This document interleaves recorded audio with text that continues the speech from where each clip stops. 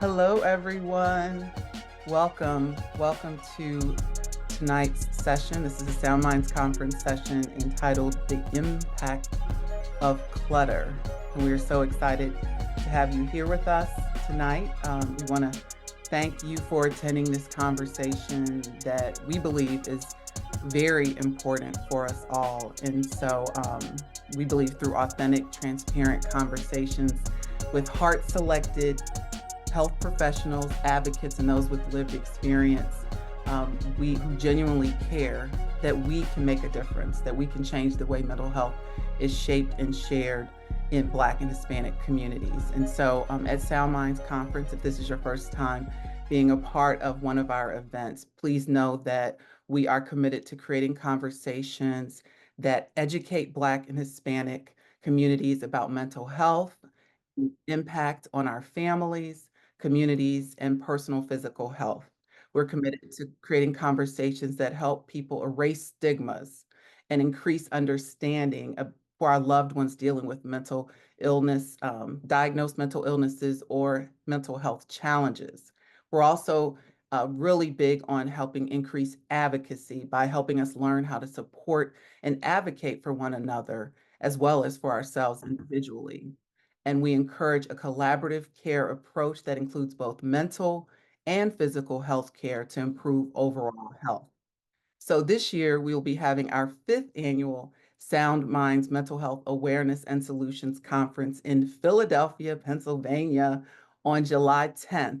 Our theme this year is There's Levels to This, and registration will open in April. We hope to see you in person or online. Yes, it is a hybrid event, so it doesn't matter where you live, you can join us and be a part. Now, today, can everyone who's here put today in the chat? Today, and I'm saying today because if you're on the West Coast, it's not necessarily nighttime yet. So today we are tackling a topic that many of us run from, right? It's that topic about clutter, exploring the deep connection between mental health and clutter, understanding how clutter impacts emotional well-being, and also learning ways to advocate for ourselves and our loved ones. My name is Tanya Simmons Reid. I'm going to be our moderator tonight, and I am the executive producer and visionary of SoundMinds Mental Health Awareness and Solutions Conference.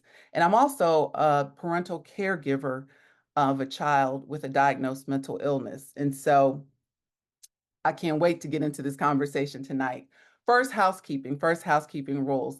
Let's all participate, right? Please use the chat, put your comments in the chat, your questions. We have Kimberly, who's part of our leadership team, who's going to be managing the chat tonight. And trust me, we will address your comments or your questions. And then at the end, when we have an official Q&A time, you are more than welcome to turn your camera on, come on stage with us, the virtual stage, right, in these Zoom rooms, and be able to ask your question to either, we have Janet, we have Rachel, and we have Monica, Yvonne. So please get active, get involved. Let's have some fun. I believe learning should be joyful. Clutter doesn't always seem joyful. Let's make it joyful tonight through our conversations. And so at this time, I want to bring on our wonderful panel. I'm just so grateful that we're here. We're about transparent, real conversations. So this will be transparent, it will be vulnerable, and it will be real. And so please, this is like we talked about earlier when we were getting ready, a no judgment zone. It's judgment free because none of us are perfect and we're all working every day to be better for ourselves and for our loved ones and for our community. So first and foremost, I'm going to bring on our professional organizer. She's going to keep us all straight tonight. And I'm so glad that she said yes to be here with us tonight. And that is none other than Janet Taylor, who is a professional life organizer. And she is the host of Got Clutter, Get Organized podcast. And so, hi, Janet. Hola. Hello, Tanya. I'm so excited to be here tonight and just to have this conversation. Well, we're excited to have you. You're already bringing the joy. I see the glow. So, I know this is your passion. And so and you have compassion when it comes to clutter. Michelle I here think too. is important as well. Honey. So we're excited to have you here. I'm going to bring on our next panelist, who is Rachel Brinkley. She is a member of our SoundMinds leadership team, and she has her own personal experiences that we're going to get into tonight about clutter and mental well-being. Hi, Rachel. Yes. Hi, I'm so excited to be here. Being a recovering messy person, I am really excited to talk about, my journey from, you know, the insecurity that walked me into being more organized to me finding joy in creating systems to stay organized. Well, thank you so much for being here. And I'm going to backtrack a little bit because Janet, I didn't get you didn't get to tell us a little bit more about you than what I said. So I just want you to have a moment, please. So I am what they call a professional life organizer. And basically, I help people in their homes, their offices, and with their time. And I've been doing this for over 30 years. And also, I have a podcast, and we just talk about the topic of organizing, how you can really live an organized life. It is possible. It is possible. It is possible It without doesn't getting matter what your sign overwhelmed. is. Doesn't matter what Yeah, your sign is. Okay. no, it is possible without getting overwhelmed. All right. Well, next up is our last panelist on the floor with us tonight, and she's gonna bring it because it is Monica Yvonne. She is part of our Sound Minds Conference leadership team, and she is most importantly the parental caregiver of her mother. And so, welcome, Monica Yvonne. Hello, hello. I'm so excited to be here. I'm very excited about a conversation. As a parental caregiver, when you're dealing with what I call some of our seasoned saints, our what we classify as the elder population. It can be hard to implement systems, and I'm a person who has struggled with implementing systems. So I can follow a system when established, but after my father died, and you're dealing with grief and life is happening, how do you I've been in the experience of having to pivot quickly into what worked yesterday no longer works me today. So I'm excited to be here to share my experience and be a part of the conversation. Well, thank you so much. We're just gonna dive right in. We're just going to dive right in because we have until this is a 90-minute session and we have a lot to talk about. And so, as always, our goal is for each one of us to leave with at least one thing that we can do differently starting tonight, right? If possible, starting tonight. And so, let's start off with the psychology of clutter, the psychology of clutter. Janet, I'm going to pass this one to you. What is clutter? And how does it accumulate? So really, clutter is accumulated. Really, I'm going to start with that. It's really when we delay in making a decision.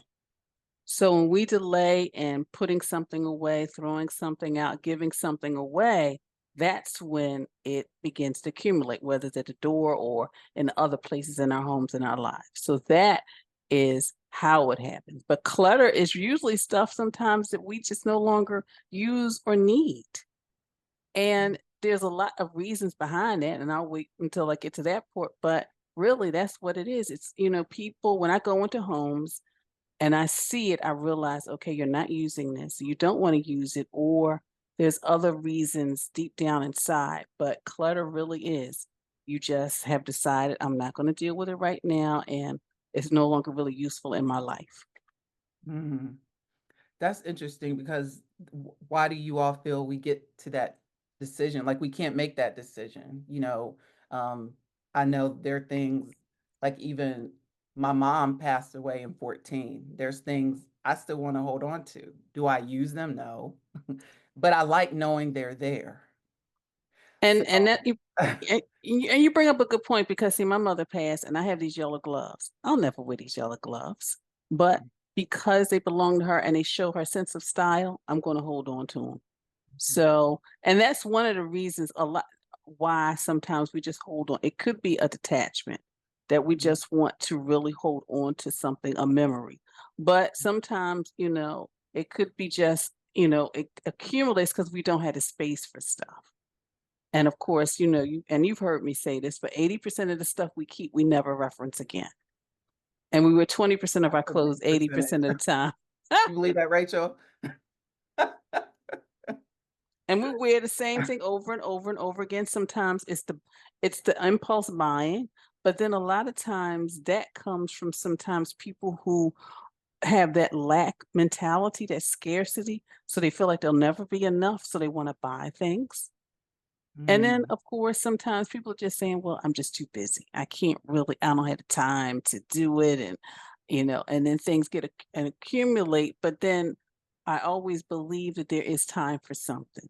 There's time maybe just to maybe figure out how you can put something as simple as just putting the laundry away. Or when you get just a piece of mail that you know you don't want, shred it or just get rid of mm, it. So there's always time to do those things. So, and of course, the last thing is procrastination. mm. There's always, I can do it tomorrow. I got more time tomorrow. So, I'm guilty of that one. I'm guilty of that one. So let's segue, like, right, we know there's the clutter, the tangible, the things in front of us, behind us, underneath us, right? Underneath our beds and the closets, whatever, wherever it may be in your car, whatever. But there is research that shows that clutter, be having all that can trigger stress, anxiety, depression, and maybe not even just trigger it. I mean, I've witnessed where it comes with the depression. There's just no energy to do anything, and so things just kind of pile. Um, Rachel or Monica, do you all have anything to add to that perspective? Um, I would say yes. Um, Anything can be triggering. So, like, clutter is attached to multiple things. So, I wouldn't say that holding on, for example, my father passed away 10 years ago. I wouldn't say holding on to an item of article of clothing would be a part of clutter unless there isn't a space to hold for it. But when you have a traumatic life change that causes you to pivot when you do not have a plan, most parts, at least for myself, that's been very overwhelming is that I didn't have a plan. So I can declutter and I can clean, but if I don't have a system to help me in my everyday with all the other things that I do, that feeling of being overwhelmed can feel disabling. I'm literally disabled, or I don't have the energy, even if I have the time. So it becomes like how Jan is saying, it's about your entire life. It's not just one thing. So when you talk about clutter or decluttering, you're forced to confront many other areas of your life, one of them being time management. And so Mm, if your time management is off, it begins to highlight, well, what other things maybe in your life do you lack discipline?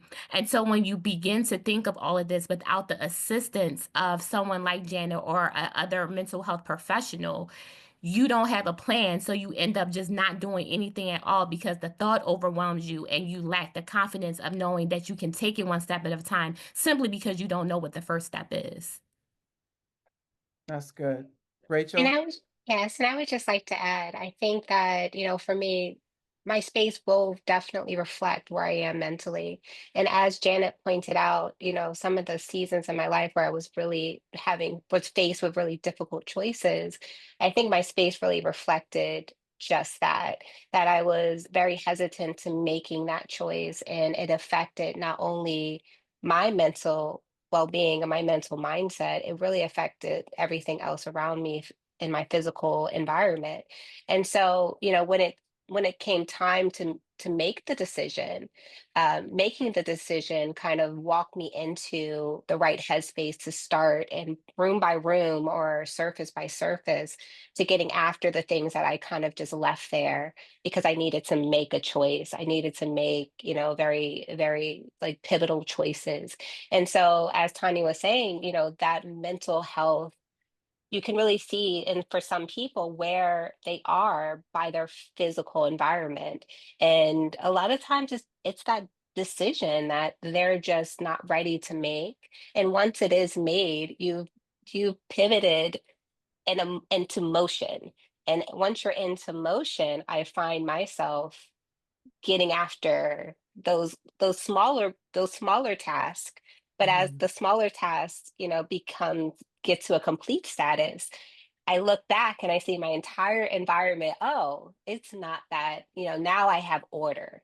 or now I can see surfaces. Now I have a place to sit besides my bedroom, where I was isolating, trying to figure out what was the best move for me.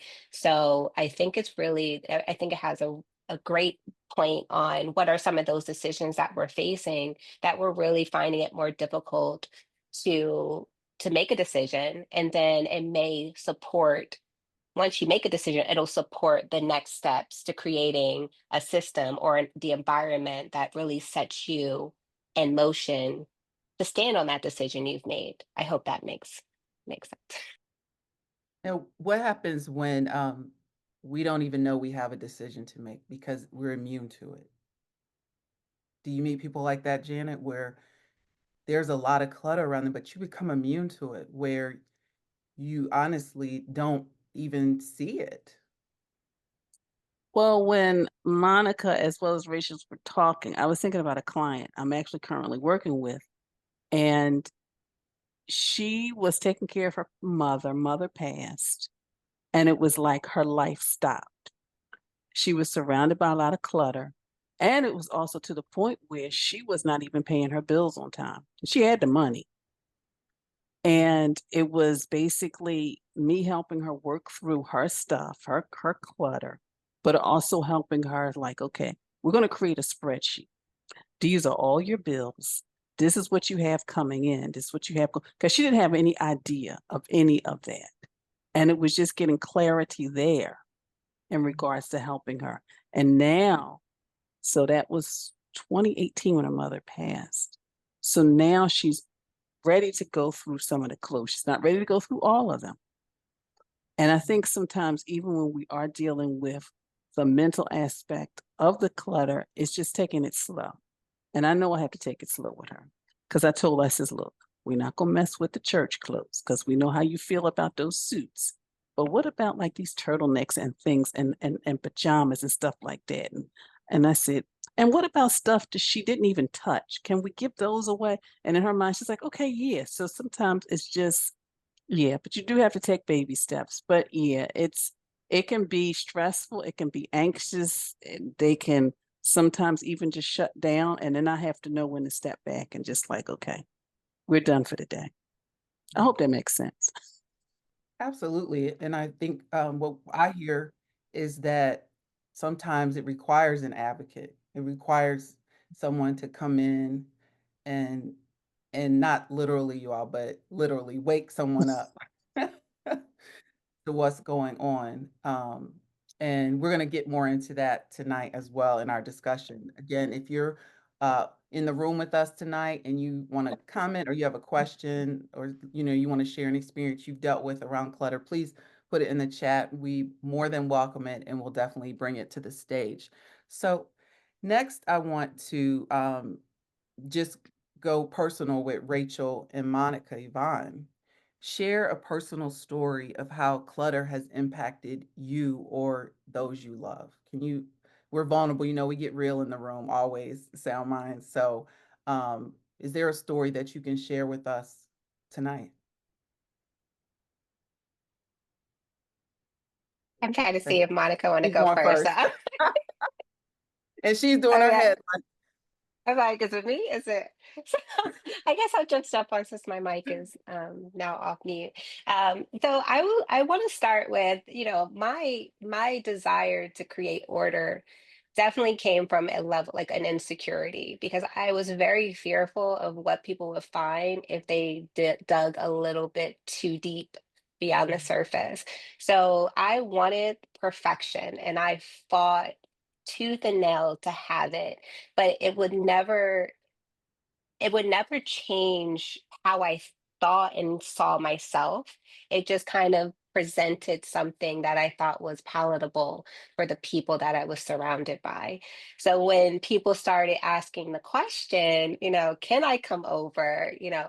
What drives you? What are your likes? What are your interests? What are some of the things you want to do with your life? I had yet to dig far enough in my clutter to really understand what was actually underneath that surface that I was presenting perfection to.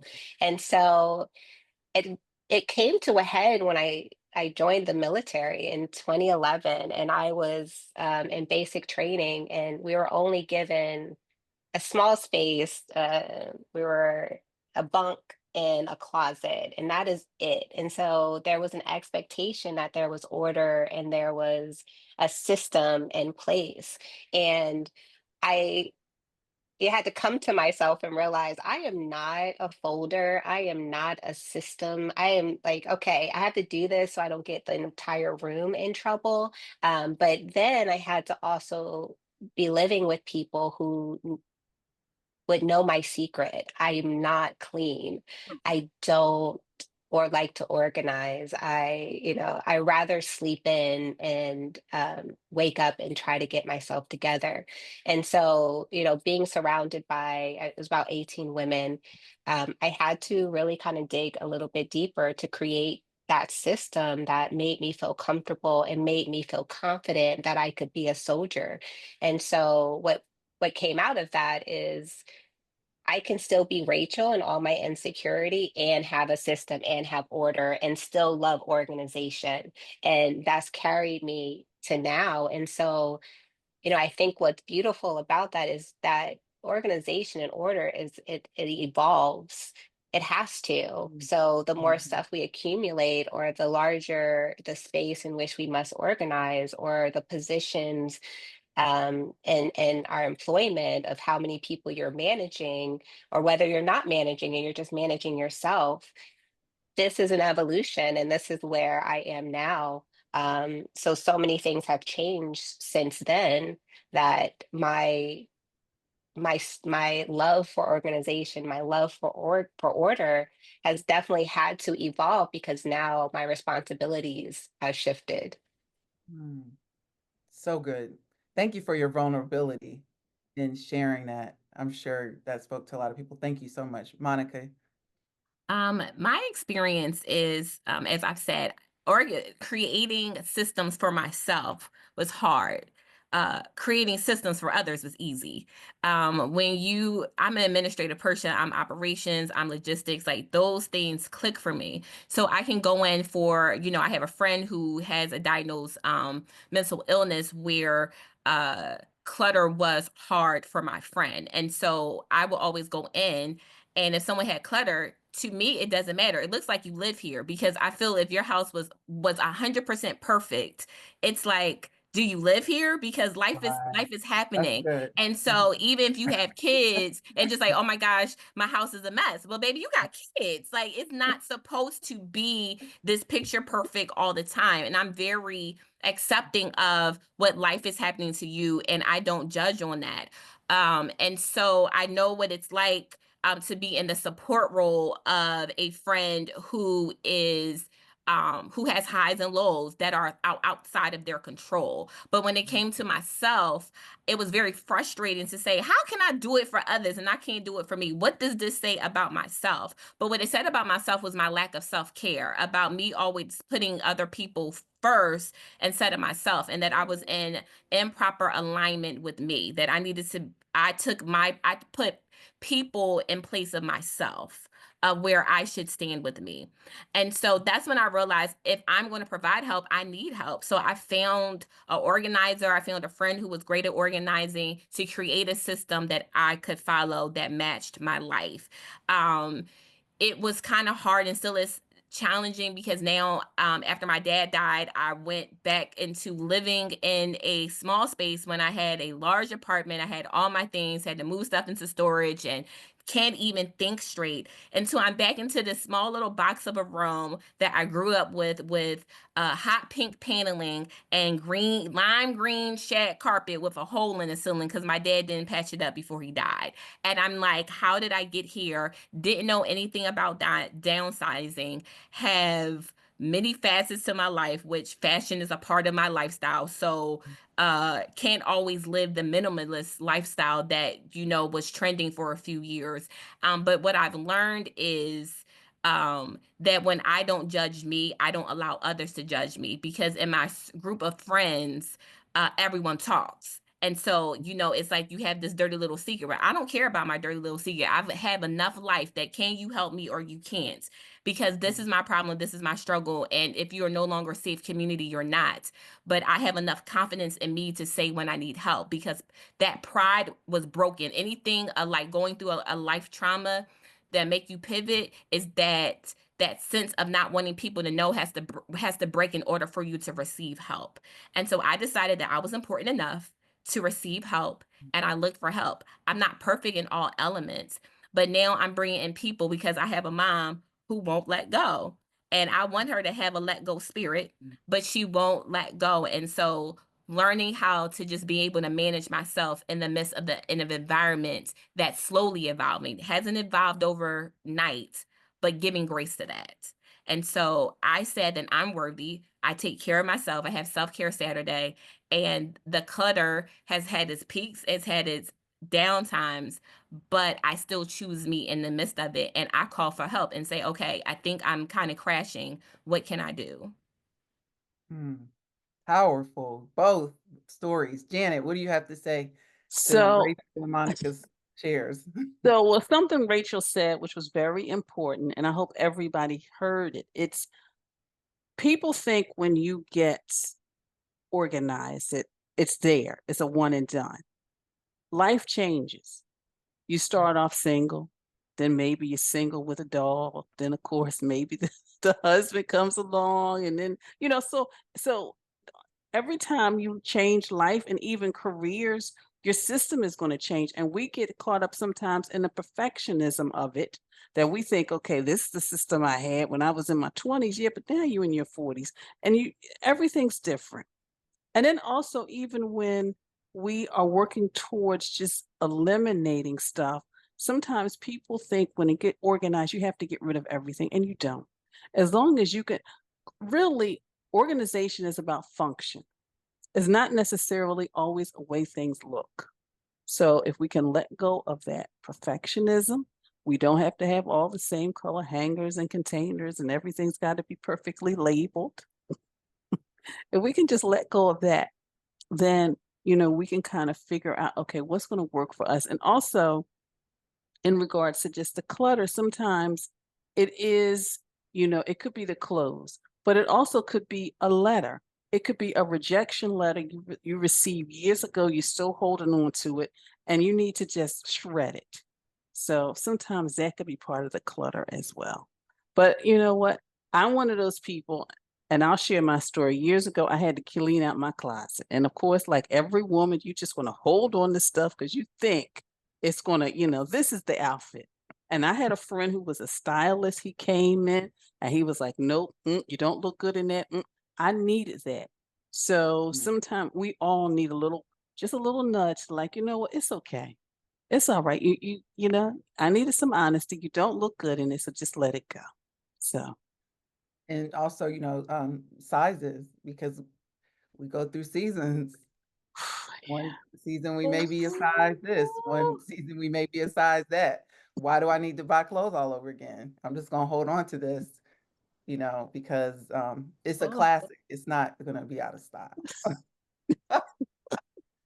that But yes, that you're is gonna say something, Monica. that is a real statement, because my weight has fluctuated and I am a classic planner. So I know my schedule sometimes a year in advance, and I try to plan because I'm on a budget and I'm trying to get everything together. And something like a weight change is enough to just throw throw me off, because I've had to declutter, and no soon as I get rid of all those clothes, then I'm back to that size. And so it's been, a frustration, like a financial frustration of, now listen, I've planned, I've counted the costs, I've done the things I'm supposed to do, so that I can be an adult. I'm adulting, I'm being responsible. But then it's seeing that all this responsibility has completely gone out the door. And mentally, that is triggering. That is enough that depending on what's going on in my life, I could feel like I'm going over the edge when I am trying to be responsible. And so when Tanya said that, that definitely, because now I've lost about 20 to 30 pounds. So I can no longer fit things that I purchased last year that I was planning for this year because I had a life change. And so, I mean, that really hit me that I had to comment. Thanks, Tanya, for that. No, absolutely. And Tanya put in the chat, Tanya Wilson, right there.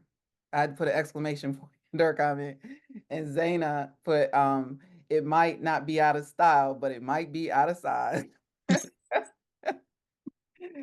So true, the things we go through, right? So let's talk about that sleep quality, that mental health overload that comes with clutter. I want to say one thing I noticed just as a parental caregiver of a child with a diagnosed mental illness that sometimes I notice like he won't even, like we talked about earlier, the clutter isn't necessarily there, right? But I know that when we straighten it up or we clear the clutter, um, I can tell he rests better. Maybe it's me as a mom. I'm just believing that, praying that. But I think that it does, there comes some, they said that you can get poor sleep quality. So what do you all feel about that? 100%, because that was me. That was Mhm. me. Let me be 100% transparent and vulnerable. That was me. And sometimes on a day, it is me. So not having enough space for your things or not having a cycle. Some people can do laundry. I have realized what I can do and what I can't do, what I can afford to outsource, laundry being one of them, and what I can do. And I know that I know we're not talking about outcomes or anything yet, part of the conversation, but if my space is cluttered, because some people just sleep when you don't feel like doing laundry, it is on the other half of your bed, you sleep on the one on the one side. But when you do that for so long, um it I don't feel that great. I feel that I can't breathe. I feel that things are being closed in on me. So now I'm not performing well. I'm not at my best functioning self. I'm not at um the greater me. So even if I'm doing self-care Saturday, instead of it being self-care, it's escaping, which is not the point of self-care, because that doesn't feed me. That just puts a temporary band-aid to a problem that has no resolve. So yeah, so that's been me. And um been challenged, and I've had to struggle my way through it. So hey, like, if it's me, and if there's anyone who's watching in the comment section, I want you to know this is a safe space. So just like it's me, it can be you or someone that you know. Absolutely. And let's read April's quote. She put something in the chat that I think we definitely want to acknowledge. Like we said, the chat is open. Please put your comments in and chime into the conversation. So April said, I'm a perfectionist clutterer. I'm a perfectionist clutterer. That's deep. I like the way she said that. That's good. I identify with most of the scenarios: life change, mother who passed, new career, new home. My, all caps, my clutter is spreading. Neatly piled clutter, of course. Mhm. Wow. Wow. Wow. I want you to talk to that, Janet. Um, and I want to also put Tanya's comment out there. She said, I call myself an organized mess. I know where to locate my things, but going through all the stuff. She Mm, knows where it is. mm. I've been there, like my husband say, where is it? It doesn't matter. I know where it is. I can go right to it. Tanya, I'm right with you. We TNT, Tanya and Tanya. Yes. No, absolutely. And let's talk about April. That's a deep way she said that. Have you heard that before, Janet? A No, perfectionist no. clutterer? I've never heard that term before. But just kind of piggybacking off of what Monica said, I think it's important for all of us, because one of the things I make sure, if nothing else, is organized in my home. My bedroom has to be organized, Mm, because that meant that my mental because I need to function. I need to have the energy. Because I consider my bedroom as my haven. It's a place where I go to rejuvenate myself, to recharge myself because of everything that I do. And also, sometimes, it has been a place where I just need to like have those moments where I'm not doing anything, but I don't want to see the clutter because sometimes that can mess with me mentally. But I Mm, would just advise, if you feel you are just surrounded by so much clutter, just find a space in your home that you really want to focus on. Don't try to do the whole, because I always tell people, don't try to organize all day on a Saturday or all weekend. That's too mm. much. Just focus on one space. Even if it's just, what? My bed is going to be clear. Or maybe when I wake up in the morning and I look at my nightstand to my right or to my left, that's going to be clear. Now, my thing is, because the way my bedroom is laid out, I like waking up and not seeing anything on my dresser except for my cutesy little perfume bottles and all. That just makes me feel so good in the morning. So it's just kind of focusing on what can make you feel good, what can give you that energy you need in the morning. And then once you get that space, whatever it is, clear, then you move on to the next. Don't try to do too much, because that could be mental overwhelm. And I know what that feels like, because when I walk into spaces, I sometimes can just feel the mental overwhelm.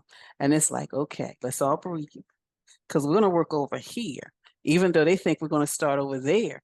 I says, no, we're going to start over here. We're going to start on the little stuff, because by the time we get to the big stuff, you'll have built up a momentum and you're ready to let go. But we're just going to start here with just one little pile.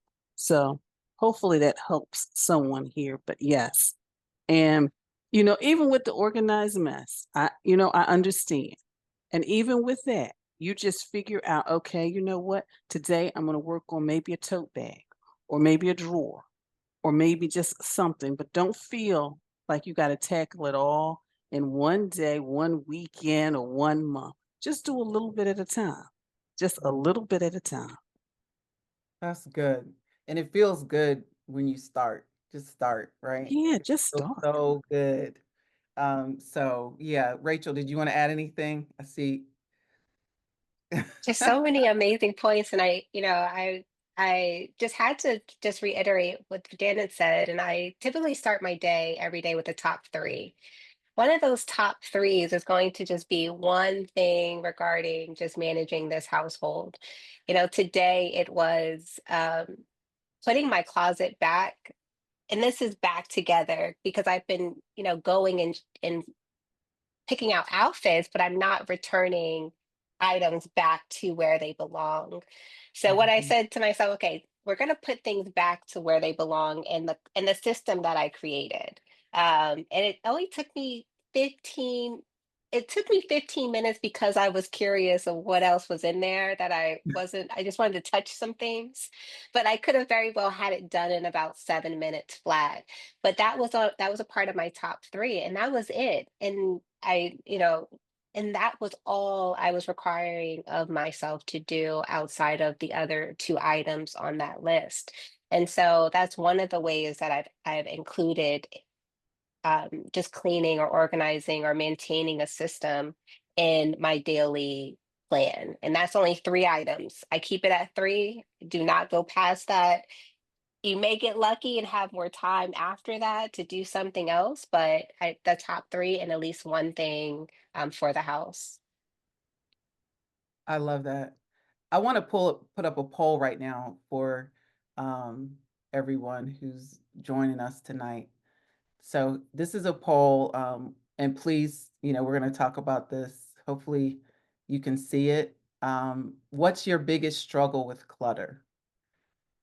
Feeling overwhelmed and not knowing where to start, emotional attachment to items and difficulty letting go, lack of time to declutter and organize, or keeping up with clutter after you are organized. So let's give a few minutes. We can talk about this and see what's what. So this is so good, so good. All right, we're almost finished. A few more seconds. What's your biggest struggle with clutter?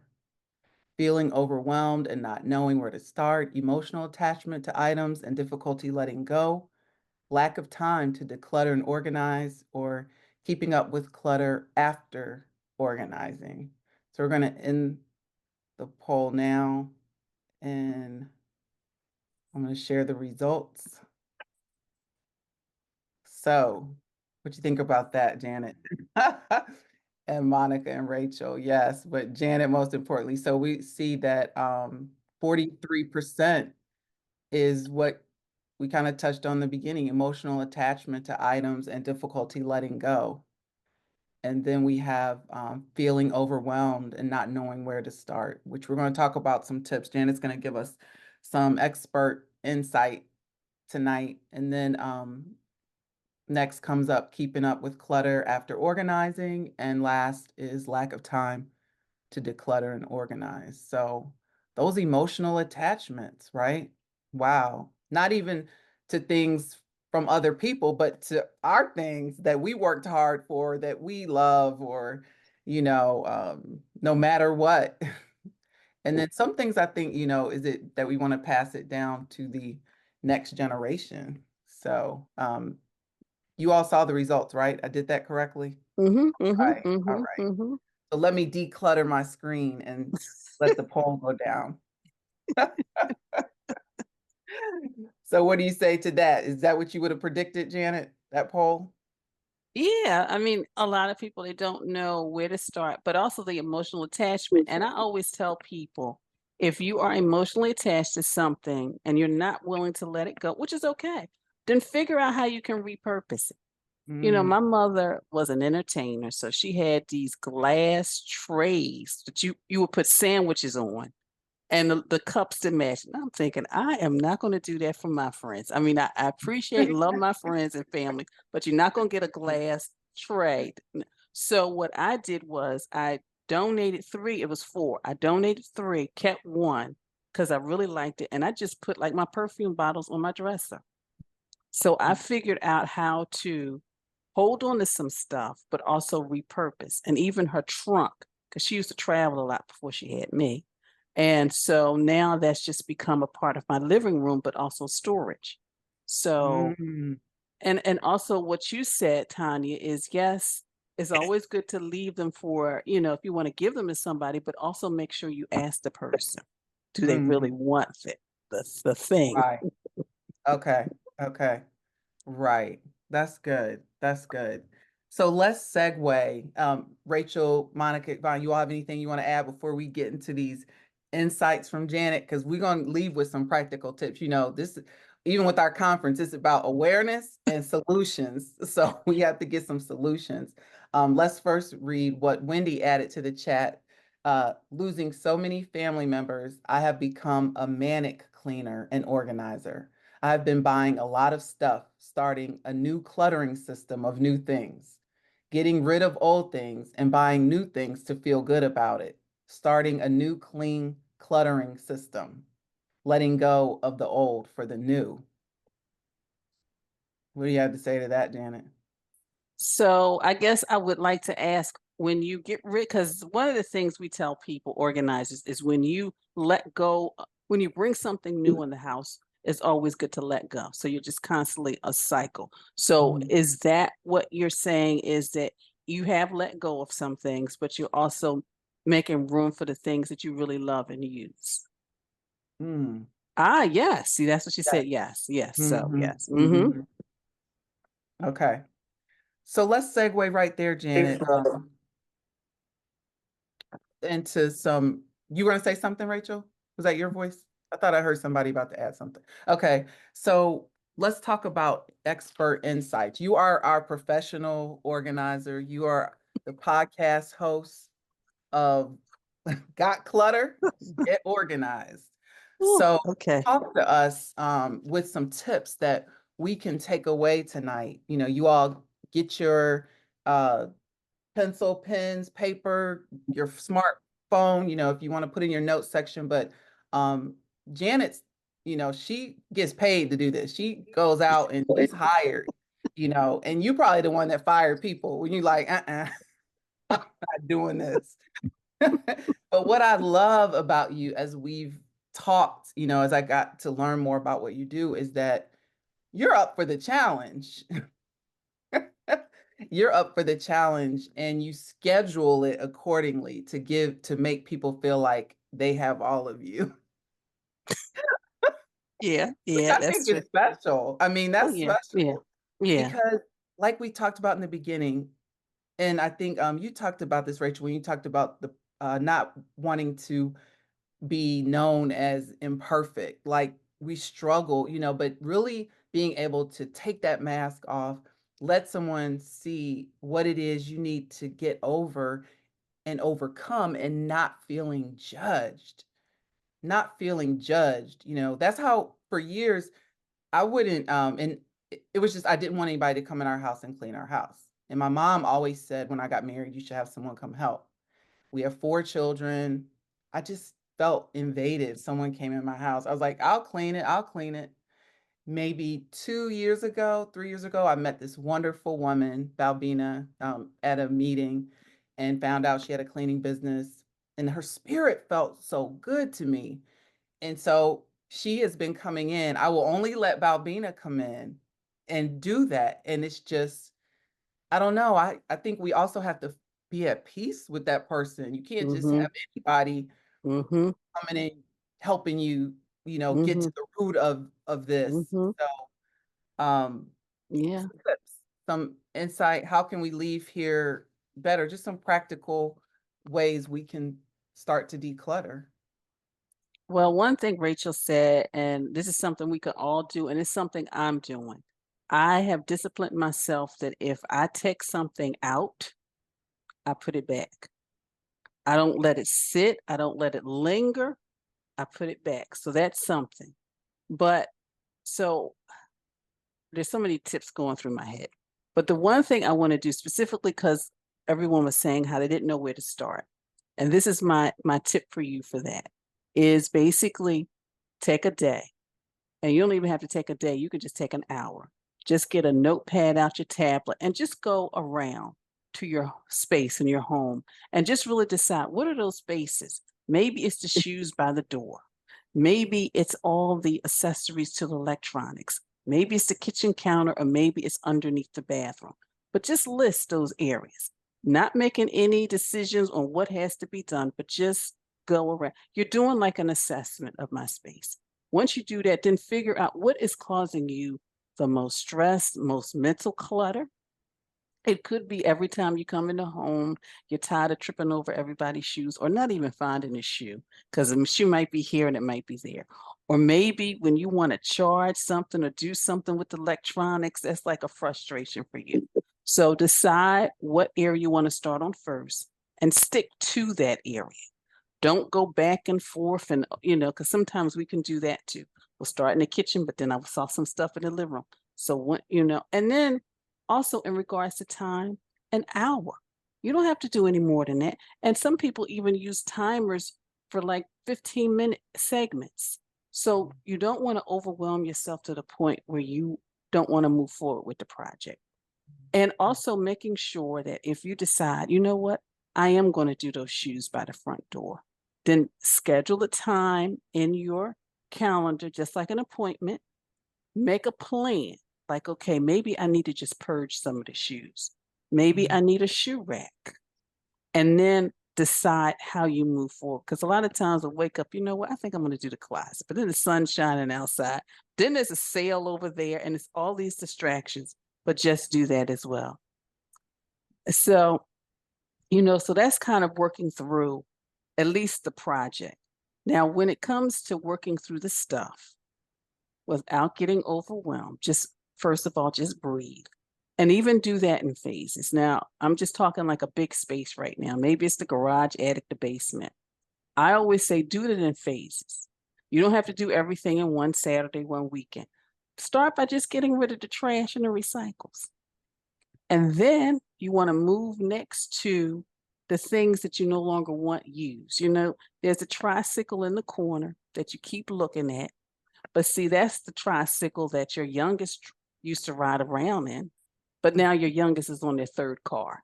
Do you really need to hold on to that? So let go. So anything you need, and in that way, you are left with what needs to be organized. Because I always tell people purge first before you purchase. Because 80% of the stuff we keep, we never reference again. Now, that's a big space. But maybe you have a space where it's only a couple of things. Maybe it's clothes, maybe it's paperwork, because you just kind of shoved it in a closet or in a room. I always tell people to categorize those things first, all the clothes, all the paper, because in that way, when you do go through, you'll realize maybe you have 3 and 4 the same shirt.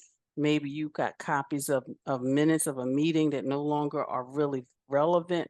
So that'll help you go through of all of that.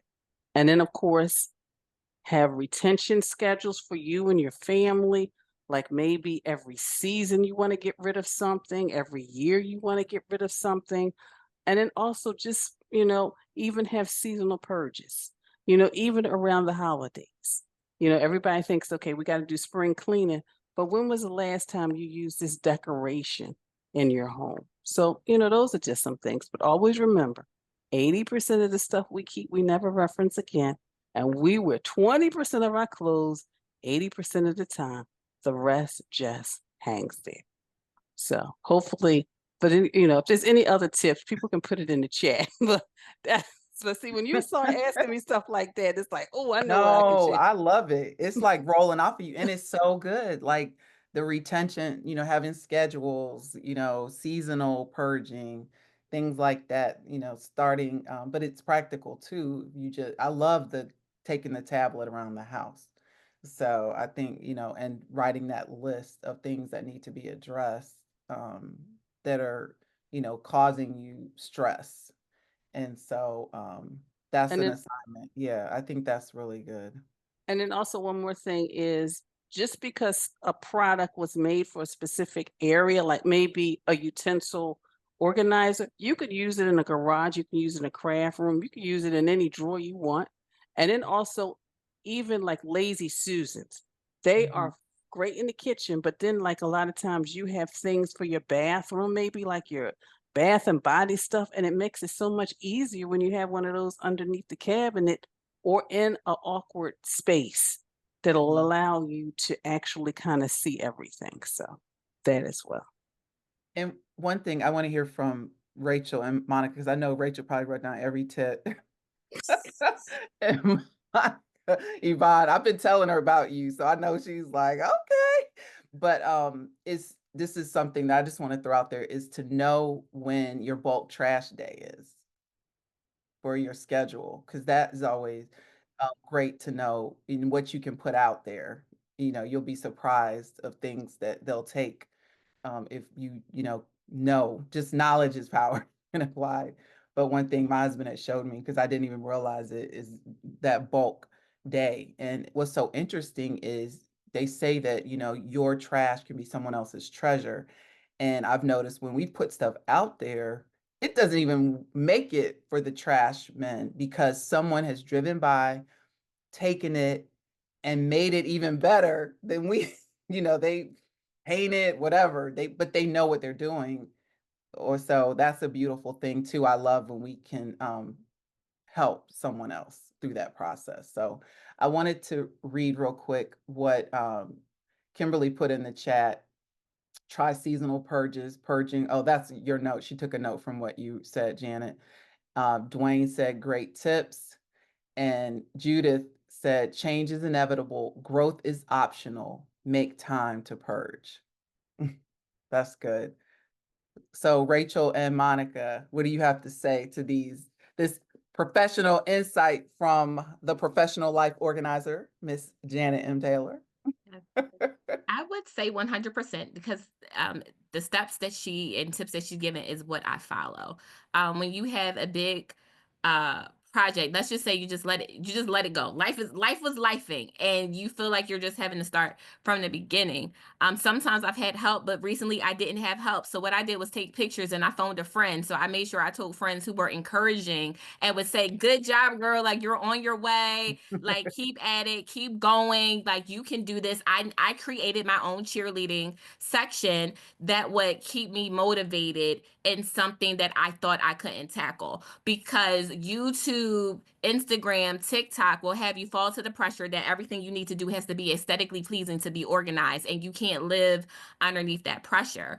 I would even, in my experience, it also comes from the grief space. I have a mom who doesn't want to give up anything. Well, when she's not looking, I've been giving up a whole bunch of stuff, and I donated to a Black-owned, woman-owned thrift store, and that's where I take her stuff, because if she ain't seen it, she's not going to realize that it's gone. And in my home assessment, I realized, okay, I need more storage. Where is it? It's in my basement. Okay, how do I get to my basement? Okay, I can have someone come out and be able to budget for it and plan for it for clean out. So I've gotten quotes for people to just come and clean out my basement, so I know what that's going to do. And so now I have something set on my schedule and organized, that I will now have a space that everything that I feel like is cluttering our main living areas will now have a space for it to go. And now that's going to be in just one decision and one clean swoop. I have something that I can create a system for that's going to alleviate all the pressure. And so sometimes decluttering, before you can get to the execution, you have to have a plan. And it's okay if the plan can't be executed for a few more weeks or a few more months. You can live with the fact that I have a plan, I'm going to stick with it, and I can do the smaller things to keep myself together mentally, because there's an end goal in mind. And so everything that Janice said, you must assess what you have. And I am a purger. If it no longer suits me, I will give it away. I don't hold on to things, because with thrifting and consigning, I can, for a small fee, replace it, but I can't replace it if I didn't already donate something. So that's how I learned how to break the cycle and the system of bondage in that area of my life. Rachel? And I thank you, Jana, for sharing those, because that just, reinforces some of the things that I'm trying to reinforce in my own home. Because I think it gets a little bit more difficult now that, I share a home. So it's like, I want clear spaces everywhere. I want things to go back where it needs to go back to. But I have to recognize that I have to create systems that are simple to follow. Do they have to go searching for the cabinet and the space to put things in? No, I have created something that's very clear, it's defined, and it's, if I show you once, I can show you again. But then simultaneously, I'm reinforcing the systems that have been created. So if I do see something that's out of place, I put it back where it belongs. Because I have to also be mindful that, yeah, I want things the way I want things, and I want to get rid of the t-shirts that I know won't fit and the jeans that, have lived their best days once upon a time, but I am not and I don't feel comfortable, being the one to say, you know what, I'm going to just let go for you, because I don't know how that may impact my fiance. So considering those things, I have to be mindful of how I create these systems, as well as how I reinforce the want of having order. But it's really creating those simpler systems. And then one other thing that has been probably the most celebrated and most exciting thing that is creating a closing shift. And so there is a woman on YouTube that I follow, Rosa Picosa, I'm sorry. And she talks about the closing shift. And so, in embracing the closing shift, I now have a morning shift. How do we open up our house in the day? So, closing shift, I can't go to sleep with dishes in the sink. It's just like one of those things. I will come out of my bed and come down those stairs and put those gloves on and wash those dishes to put them away, because it's a part of the closing shift. And so my morning shift now is walking down these stairs, opening up these blinds, putting away those dishes that were washed the night before, and starting the day fresh. It's a new day. Everyone, who's here can come downstairs after a nice restful sleep prayerfully, and know that they're not walking into anything that was left from the day before, and just kind of creating in there. And it doesn't take long, and I think that's what's really supported these systems that we have put in place. Is just they're not going to take the wind out of you. They're not going to, the dreaded Sunday or Saturday morning clean when the music is playing and the hot water is boiling and the pine sol is in the air. No, it's really just 10, See, 15 minutes of our time to just get after it. and I want to add too, Rachel, it sounds so beautiful and eloquent and systematic. Rachel doesn't have kids. I have a house full. There, give yourself grace. I love what Judith put in the chat. Wherever you are in your journey, give yourself grace during that declutter process. You may close the house at night and still wake up and it's dishes in the sink because your children are doing things and you resting. And does that mean you stay up all night on security? No. So just knowing where you fit in and having those goals, I love that. Your closing shift may be different, than Rachel's. Your opening shift. I love those terms, because you're right. It doesn't feel like it's a new day. If the blinds are still closed, it's dark, let that sunshine, that vitamin D in.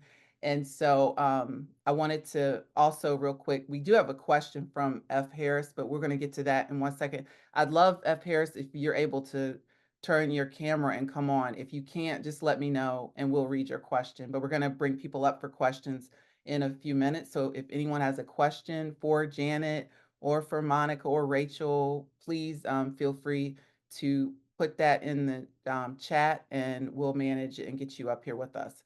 But Tanya said, great tips. Valerie Jones, hi Valerie. She said, great tips. She said, I'm trying to stay out of the stores also. Do not need anything else. I know that feeling. And then Dwayne gave an idea. Consider putting a purge box bags in different areas and be intentional about making this a common practice, maybe monthly. Valerie said, great idea. And then Tanya said, and I think this was to you, Monica, accountability partner is for sure the way. And then Dr. Ava said, I need a phone. I think she said, I need to phone a friend. I like that. Yeah. And then Judith, again, thank you for that comment about the grace part, because that is so essential in when we're dealing with our mental health personally and dealing with our loved ones and those around us who may have some issues as far as clutter is concerned. And so I want to do one more poll, and because at SoundMinds Mental Health Awareness and Solutions Conference, we are an advocacy organization helping us be better advocates for ourselves, for our loved ones, for our neighbors, for those we serve with, work with in the community. And so let's do this poll question, please, which is our poll. It says, how can you best support a loved one struggling with clutter? How can you best support a loved one struggling with clutter? And just tell us what you think the best way to support them is. If they are struggling with clutter, is number one, offer to help them declutter in a supportive and non-judgmental way. Encourage open conversations about how clutter impacts their well-being. Share helpful resources like organizing tips or mental health support. And number four, respect their space and boundaries. There's no right or wrong. This is just what you think. Your opinion matters to us. You're a part of this conversation. And so as we get ready to talk about this, we wanted to know where you all feel is the best way to support a loved one struggling with clutter.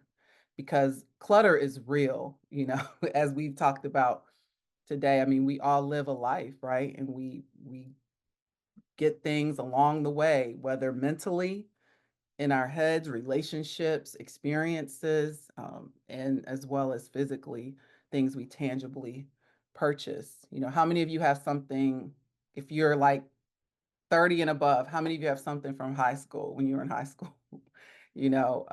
Rachel said no. All right, so I'm going to end the poll now and we'll talk about this. And so Here are results. 59%, wow, offered to help them declutter in a supportive and non-judgmental way. 18% encourage open conversations about how clutter impacts their well-being. Next up, we have a tie for the last two. Share helpful resources like organizing tips or mental health support, and respect their space and boundaries. So I really, want to say that I appreciate that everyone has a perspective on that. Let's talk about where we feel. What do you feel, Rachel? What do you feel, Monica? And but I do want to say that I love, our number one was offer to help them declutter in a supportive and non-judgmental way. I do want to say that there are times, even again, I'm a parental caregiver of a child with a diagnosed mental illness, and they don't want any help. They don't want you in their space. They don't want you to bother their things or to help them. And so sometimes, we have to wait until the room is empty and go in there. But there has to be, so just being mindful of that. Sometimes we can keep trying to talk and talk, and we may feel frustrated because we're not getting anywhere. But as an advocate, just breathe, stay calm, and continue to think about, we always like, we people of faith, and it's like, God, show us, where can we do, we go in there, we clean, and we put oil in the room. So I just wanted to put that out there, and let's talk about that. Let's talk about that. Um, I would say um, it's it's worked for me because I've been the person to receive the help and I've been the person to give the help. I don't judge anyone of their space because I understand life is happening regardless of where you are in life. And I do my best to give the respect I would want to receive because I wouldn't want anyone to judge me. So I've offered to help and I have helped. And sometimes my help had to be where the individual was not present. So I know what it's like to be staying at a friend's home and it's cluttered and the friend isn't there. I'm just staying there while they're away. And so I did the work. Um, and did the work and didn't care about the backlash because I knew the work would benefit them mentally because that's my friend and I had that space and friendship and sisterhood. I do that with my mom. True story, my mom was hospitalized and I took that time in her hospitalization to clean up some of her stuff. Because if you're a caregiver to someone who is older, if they as they get older, sometimes they get mean, and that's just a part of the experience. And if you don't understand that, you will allow the meanness and the manipulation to overtake you. And so in the pushback, I've had to wait until sometimes she goes to the hairdresser and drop her off and then go and do things that she doesn't notice. Or in time and through faith, she's given up the control or she's lost the control because it's no longer within. Sometimes you have to wait and be patient. As a person who has also received help, I did all that I could to not control the help that was given to me. I'm not going to control the person who has my answer. I'm going to listen to the person and take the steps from the individuals who have my answer because I don't have it. So if that means I need to make a quick decision, I'm going to make a quick decision. And I've already talked to myself and prepared myself for those steps to quickly decide and not look back. And that's what I've done. And so support looks in many different ways, but as one who I come from the grief space, the support that's mattered is the one that showed up to my house when I didn't ask for it and was bold enough. And so I want to encourage anyone who is an advocate or in that space to show up because sometimes you can give solutions, but until you put the solution in front of the person's face for them to almost choose what you know is right, the suggestion becomes overwhelming and even more triggering. So I have found that it's done more harm than good. Awesome. Thank you so much for sharing that. Rachel? Thank you for sharing that, Monica. And I would just have to, piggyback on that. I think just being a friend and it starts with a conversation. It could start with a small suggestion, but I think when that person is ready to invite you in, you know, just show up and to be as a friend, non-judgmental, just ready to get your hands in it with them. And you pace it, right? Everything that clutter wasn't created in a day is not going to be organized and systems created in a day.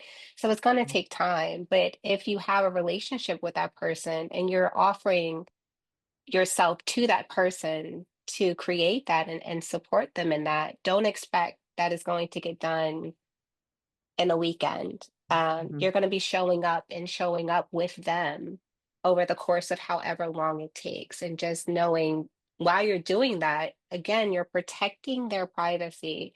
You're protecting that relationship. You're protecting your decision to help them, as well as the person that you're choosing to help. So even when you're getting tired, you may have to take a step back and take a knee and reset, but come back and ready to continue to support a friend. And that means not telling others like what you're witnessing, what you're Right. experiencing when you're in that space. You show up as a confidant, and you tell them that you're putting in the work with them. Um, versus you're doing it for them. You're doing it with them because these are their systems. This is their life that you're helping them bring organization to and declutter. So pushing beyond where they are may not be very feasible for your relationship. So take your time with it. No is not going to take a weekend. Just know that, and be ready and willing to be there and show up for them throughout all of it. And I think, like you said, that's that expectation, right? Because there's an expectation that we have to have as an advocate, an expectation that it may not be as quick as we think, but we're in it to win it, right? We're in it till the end. And then there's the expectation to share with the person who you're helping through their mental health challenge or, that journey that you're willing you have to explain to them the process, not, I mean, and I'm explain maybe more, too much, but you have to set boundaries and let them know and stop. If they say, don't touch that, and you're like, oh, that's nothing, I got it. No, you have to respect their space. And I think that's really important because sometimes we think we know what's better for them, but we have to understand what they believe is best for them and then help get to that finish line somehow, some way. Pray that it happens, and it is different when you're dealing with a child versus an adult, right? And so, yeah, I wanted to read some of our comments, and then if you want to add anything, Janet, please do. This is so good. I Oh. appreciate everyone being here tonight. Um, So, so my story was my mother. At some point, I did have to take over, like just managing her paperwork and stuff. Mother did not have a system. So it was a patience and it was time because I did at least buy her a container, had the labels, the file folders. It sat there, got dusty. One time around the holidays, I visited her and she said, and I saw the tree. Her little tree was standing a little taller because she decided to use the file box for a tree stand instead of for what it was. That was okay because that was her stuff. But eventually she got to the place. It was a few years where she decided to start using it to the point where she would ask me, I need more labels. So you do have to have patience. mhm. And then also, I mean, my best friend had this room that was just the junk room, but I was her friend and I was not going to push myself on her. And it was interesting what made her decide to actually get the room organized was my goddaughter. She said, I'm graduating soon. You're gonna have people over here. Can you like have Aunt Janet come to help out? And she was open. She worked all day long. And you're right, it has to be a level of trust because that's the one thing I let my clients know. First of all, whatever I see here is not going to leave. I'm not going to share this to anybody. So there has to be a Not level of taking trust. pictures for social media before and after. No. And if I do, which, which actually my best friend said, you take pictures. People need to see She this. told you, yeah. She told me, but other than that, no. And, it was just, and then when she came back and she saw how much stuff was in the room, it was like at least 5 different rooms full of stuff in that one little space. It was supposed to be her creative space. And then once she saw the space, it was like, I can actually come in here and I can do my projects and my crafts. I said, yeah. I said, so whenever you're ready, we can go through some of that stuff that's outside. But, but you're right. Like, both Monica and Rachel said, you just have to be patient. You can't rush people. I came across an invitation that didn't have the name Taylor on it. I was ready to throw it away, but my mother's like, no, that was the wedding I was in my mind. And I was like, well, yeah, that was the wedding you were in before I was born. But you know what? I'm putting it to the side. So just respect. So let's tackle the chat real quick. And then I want to, and if anyone has any questions and you have your camera on or you're willing to turn it on, we would love to bring you up to ask your question directly with us. So Wendy said that how do you help others who do not see the need of purging or getting rid of stuff? She said our poll was her question, so that's good. Hopefully we answered that for you, Wendy. And then Janelle said, I think that assisting your friends can help you identify things you need to work on or through, so it's a healing process on both ends. That's good. And then Wendy said, Monica, you're so right. When I visit my mom in New Jersey, she let me stay in her room. I cleaned the entire room before I head back home to North Carolina. And then Wendy said, great point, Rachel. Thank you. And then F. Harris said, so true, clutter is embarrassing. So trusting a relationship is a major step to accept help. Absolutely. And then Judith said, during our mental health discussion class, our professor mentioned as an assignment to do a death cleaning. What happens at the time of death? People come in and throw all your stuff away and not know the value that it has. So start organizing, throw away things, and make a list of who you will give items to. It's a way to start to organize. So that's great. And then shout out to London. He's under Dwayne's name. So I was saying Dwayne. He was like, this is London. So hi, London. Honored to have him here with us tonight in the room. Yes. So let's talk about this question. We're ready for questions. So if anyone has a question, just raise your hand with the icon. There's a at the button react tab at the bottom, and you can raise your hand. I want to start with this question that F. Harris asked. And so this is for you, Janet.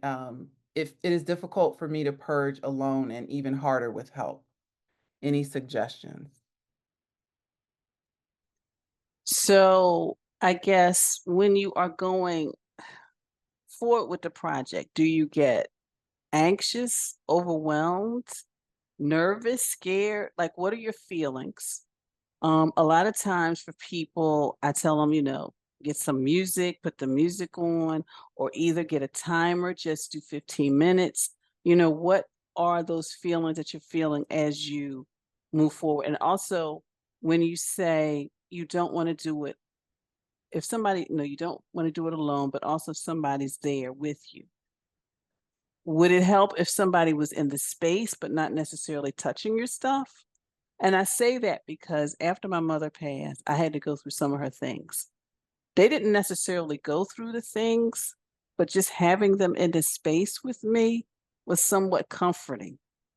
So I still made decisions and everything. And, even sometimes if you find somebody who could just, for me, because she passed away in 2001, she had bills from 1960 something. So that was a lot of stuff that I had to go through. So basically, my best friend came over, and all she did was I touched it, she shredded. I touched it, she shredded. So sometimes that could be something, because maybe, you're not feeling comfortable because you think they're going to come in and just throw everything out. So just figure out what those reasons are. Are you feeling some kind of way when you do it by yourself? and also when you do it with somebody else, and just figuring out how you can begin to move forward. Maybe 15 minutes here, you know, maybe just working on just one little container. So I hope that answers your question. And also, I wonder if when it says even harder with help, is that help that you Mm, know or that you don't know? that's Like true. Yeah. sometimes that makes a difference. Well, That yeah. trust thing and knowing that, okay, I don't want them to know all my business because I hang in their circle, they're in my network. Yeah. Whereas Mhm. I'd rather Mhm. somebody come in Mhm. that doesn't know who I am, nothing about me, my family. They're just coming in, doing what they need to do, and I'll hopefully never see them again. Mhm. So I don't know if that as well. And So that could be it too. Harris, if you want to comment, please you could put it in the chat and we can read it since you're not able to come on camera. But hopefully we were able to address your question. So does anyone else have a question and want to come up? Let me see. Let me go through here. Um, and if we don't, then we're gonna keep our conversation moving. But I think that this has been good. What do you all think, Rachel, Monica? You got any takeaways tonight? I would say don't forget the grace aspect. Yeah. And don't be scared to call someone and say you need help. I know everyone is living on a different kind of budget, so maybe affording to outsource may not be something for you, but sometimes there's a free consultation. I would definitely, because Janet is our expert, contact Janet and have the conversation. Um, for sure. I would not be here if it was not for the help of others, because organizing my space is not natural to me, even though I can be a benefit to others. And so it was me drawing the red flag, all the flags. Help me! It's me that's in need. But also expressing patience when helping others. I have friends who have diagnosed mental illness or have mental health challenges that um, make it extremely hard for them to keep a space. And so sometimes I am the only person that they will trust to come inside their space at all. Their family members don't know how they live. And so I don't take that for granted. I always show up with a sense of honor and a sense of love. So even if your patience seems to be thin, um, try your best to be intentional about loving those individuals where they are and looking for the open door. I believe that one plants, another waters, but God provides the increase. And so you may not be the person that is the answer, but you did your part into leading them to the person who has the answer when it's time for them to be receptive to it. Thank you. Thank you. All right, Rachel, and then I have one more question for you, Janet, before we get your final um, takeaways or thoughts for us. So, Rachel? That was really funny. Like before we even started, I was sitting at my desk and I was like, what would be the three takeaways or like the takeaways I would want people to really walk away from? And I'm so ecstatic that we touched on every single one of them. And I have them written down in this notebook next to me, and it's just make a plan. Make that plan. And Janet, brought that to full fruition, how simple it could just walk around your house and just do an inventory. And then, create simple systems that you can follow in a very short period of time. Um, Nothing too complicated, nothing too overwhelming. And then again, give yourself grace. This organization didn't happen in one overnight, in one weekend, or the course of a month. Give yourself grace. It's going to come together. You've made the decision that it will come together. And so just take each and every day, just small steps, simple systems to get to that end goal. Thank you. Thank you. And Janet, one more question for you before we go and you give us your closing thoughts, is that sometimes when considering cluttering, you can become overwhelmed, with where to put things once you have decided to part ways. What are suggestions of where to donate and or recycle items so that you can feel better of getting rid of stuff and not causing a bigger environmental issue of trash? So, like for example, old linens, blankets, and things like that, contact your animal shelters so they can kind of line the cages and things like that. Eyeglasses, reach out to your eye doctor to see if they send them to places. Um, Wigs, ladies, especially if they are really good. There's women who are going through cancer treatment who could really truly benefit. Um, Luggage, a lot of kids when they're going from foster home to foster home, sometimes they just have those bags you get from the supermarket. We got some of us have way too much luggage. So just, clean it off and give it to some of those agencies. Um, and just like Tanya said, sometimes just once I had these lamps, I put them outside and I just say, God, I want them to have a good home. And Mm, before I turned around, they were gone. So sometimes doing things like that is a good thing as well. thank you. Excellent, excellent. So, what do you want to leave us with, Janet? We really value your time. We're grateful that you were here with us tonight as we tackle the topic of clutter. And so, just parting words from you for us.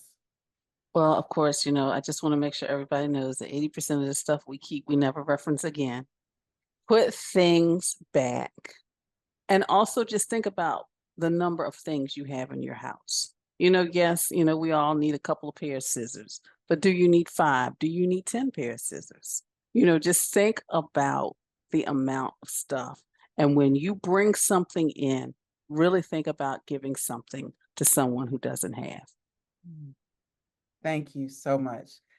Thank you, thank you, thank you. Thank you for everyone in the chat for being here. We have some comments in here. I don't know if you all been able to see them, but we appreciate all the comments. Kimberly, thank you for managing the chat. She's one of our leadership team members. And so I love it popping. It's popping. So thank you. And I just want to continue to keep us encouraged. Take small steps. It doesn't have to be a giant step. Sometimes we put the pressure on ourselves. So just knowing that every day we can make a little progress, and that decluttering is not just about space. That's why we want to Mhm. have this conversation, because it's about mental clarity and well-being. And so let the decluttering begin. That'll be my last.